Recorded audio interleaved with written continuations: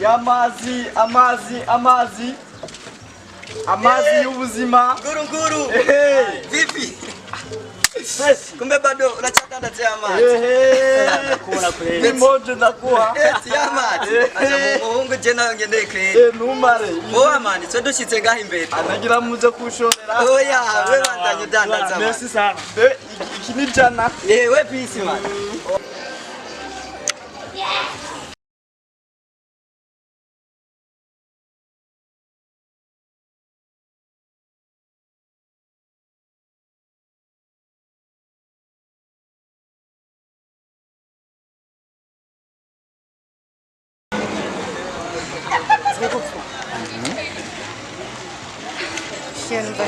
Aha, uvuze?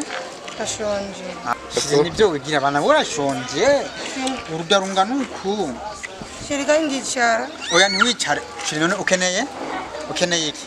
Tago ikintu nkeneye. Aha. Inkoko? Je ndafise amahera. Inkoko niyo ukeneye? Wow. Ya, amahera je ndayafise muga. Excuse me. Shiri ngiye gatonye nukuvuga ngiye gupanga programme y'amahera je ngira ngahe nyuma gato. Je ndaguhenda je ndafise amahera je ndiyemera. Ku mahera? Je inkoko chips mayai kila kintu cyose ndaguha ntugire ikibazo.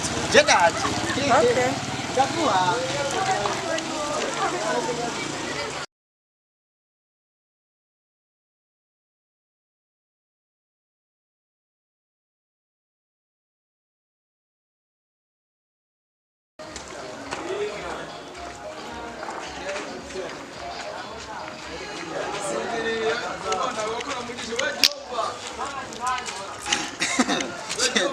Je ndafite amahera mvuye gupanga karere we ntugire ikibazo tugenda ndaguhe ngaho bana tugenda ndaguhe ntugire ikibazo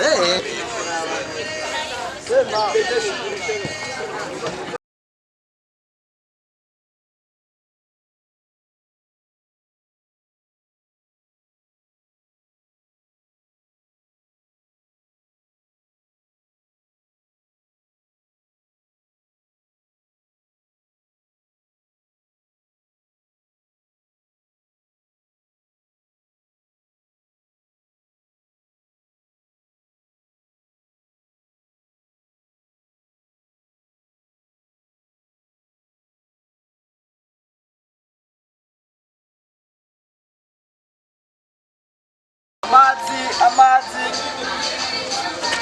jana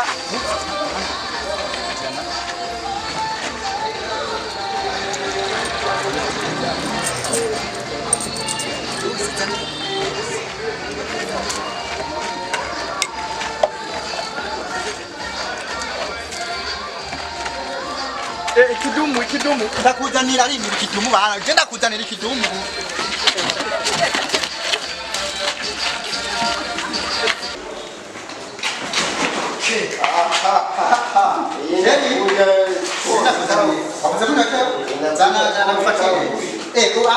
urashonje je ngimara guhingoko umviriza iyo umuntu ashonje abanza kunywa amazi je ngimara banza kunywa amazi niho n'inkinga zimanuka neza shirwe nk'uko yose yoye mara utanyoye amazi inkoko yose woye utanyoye amazi oya ziramo duke bana turasangira je shirwe ndagutangurira basi okay Inge.